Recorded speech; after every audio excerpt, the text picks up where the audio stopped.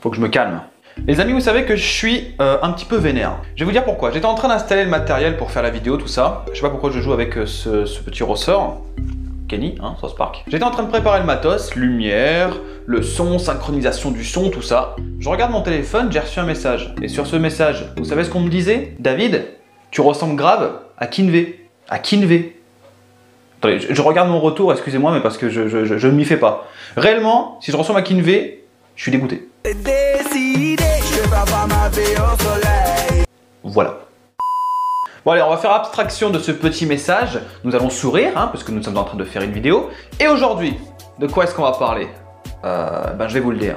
Aujourd'hui, on va parler de manga. Tiens donc, et on va parler en plus de deux mangas. C'est vrai que c'est assez rare, parce que souvent j'ai l'habitude de faire une vidéo, un manga. Mais là, eh ben non, voilà, j'ai décidé de changer. Et alors, qu'est-ce qu'il y a? On va présenter deux mangas. Alors, deux mangas, vous allez voir, c'est deux mangas qui n'ont absolument rien à voir. On va passer d'un manga vraiment tranche de vie, tranquille, on a envie de rire, on a envie de rigoler, à un manga qui est très sombre, très dark, hein, où vous n'aurez qu'une seule envie, c'est de vous tirer une balle. En gros, on va passer du coq à l'âne.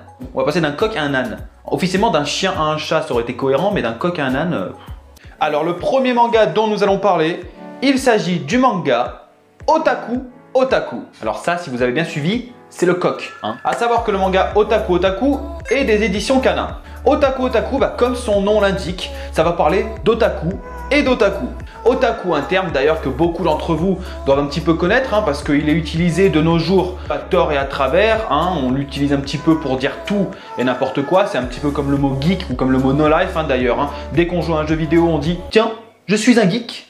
Alors qu'un geek, c'est pas réellement que jouer aux jeux vidéo, hein, c'est quand même un petit peu plus profond que ça. Otaku, c'est pareil, on va pas parler de la définition exacte du mot otaku. Alors dans ce manga Otaku Otaku, on va suivre principalement deux couples. Et ces deux couples, c'est des otaku, les filles comme les garçons. Dans ces deux couples, il y en a certains qui ont un intérêt plus poussé pour le cosplay, certains pour les jeux vidéo, certains pour les animés et d'autres pour les mangas. Et dans ce manga Otaku Otaku, en fait, on va suivre leur quotidien. On va suivre le quotidien de ces deux couples qui sont amis, hein, qui se fréquentent et qui passent les trois quarts de leur temps quand ils sont pas au travail, à s'adonner à leur passion. Et donc en fait, ce manga, ça va nous raconter leur quotidien. Qu'est-ce qu'ils vont faire quand ils sont au boulot? Qu'est-ce qu'ils vont faire quand ils sont à la maison? Comment est-ce qu'ils vont le vivre? La relation qu'ils ont tous ensemble. Les couples, ils sont à la fois compatibles et à la fois carrément pas compatibles. Par exemple, dans un couple, la femme, elle est fan de cosplay et le mec, lui, il aime pas les cosplays, mais il aime les animés. Et vice versa pour la femme. Donc forcément, voilà, parfois ça crée des tensions entre guillemets qui sont quand même assez drôles, qui sont quand même assez rigolotes. Ces quatre personnes, même s'ils ont beaucoup de passions en commun, ils ont quand même des comportements qui sont très différents. Hein. Par exemple, la femme, elle est ouverte à tout le monde. Le mec, lui, il ne parle jamais. Il a une expression, il n'a pas d'expression en fait sur le visage. Il est tout froid. Il a envie de parler à personne. Il a juste envie de aller bosser, rentrer chez lui, jouer à des jeux vidéo.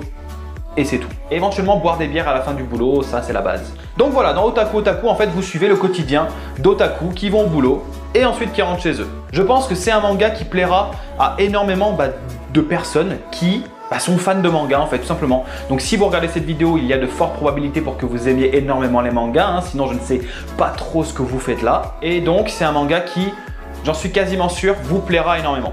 Seul petit bémol dans ce manga, c'est que en fait il y a les chapitres qui se suivent, mais parfois entre chaque chapitre, il y a des pages bonus qui peuvent aller de 5 à 15 ou 20 pages, je crois, il y a un truc comme ça. Et même si ces pages bonus, elles sont intéressantes, en fait, ça vient couper l'histoire principale. Et du coup, je trouve que c'est un tout petit peu dommage. Voilà. Moi, j'aurais aimé que l'histoire principale, ça s'enchaîne, les chapitres s'enchaînent. Et à la fin du manga, comme c'est le cas dans beaucoup de mangas, il y a les pages bonus. C'est le seul petit bémol qu'il peut y avoir.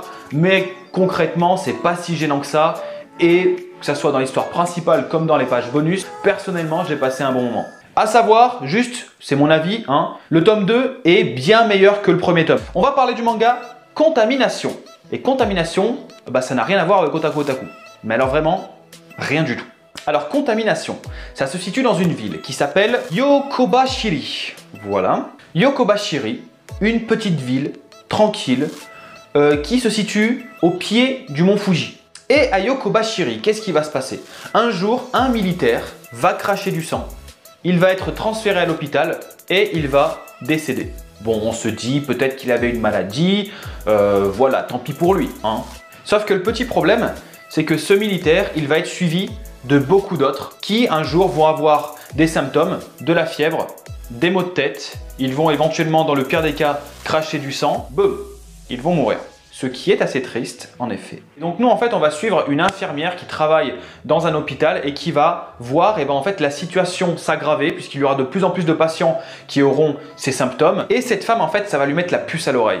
Et donc notre infirmière elle va être amenée à enquêter sur cette maladie qui arrive et il va s'avérer que c'est la peste qui est de retour au Japon. Et donc nous on va suivre cette infirmière qui va tout faire pour essayer d'ouvrir les yeux en fait à tout le monde, aux propriétaires des hôpitaux, aux infirmiers qui travaillent dans l'armée pour leur dire attention, c'est pas une connerie, il y a la peste qui est en train de revenir, il faut faire quelque chose. C'est donc un manga qui est très sombre, qui est très réaliste, franchement c'est fou, on s'y serait vraiment cru, très bien écrit, très bien dessiné. Contamination pour l'instant, il n'y a qu'un seul tome au moment où je tourne cette vidéo, laissez-vous tenter, franchement vous allez kiffer.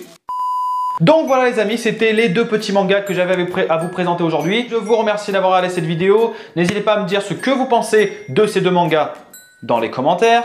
N'hésitez pas également, comme d'habitude, je le répète, le petit pouce bleu qui fait toujours très plaisir, qui motive. Et également, évidemment j'ai envie de dire, le summum de la perfection. Tu n'es pas encore abonné, la chaîne, tu te dis « Waouh, c'est pas mal ce qu'il fait ». Eh bien, je t'invite donc à t'abonner.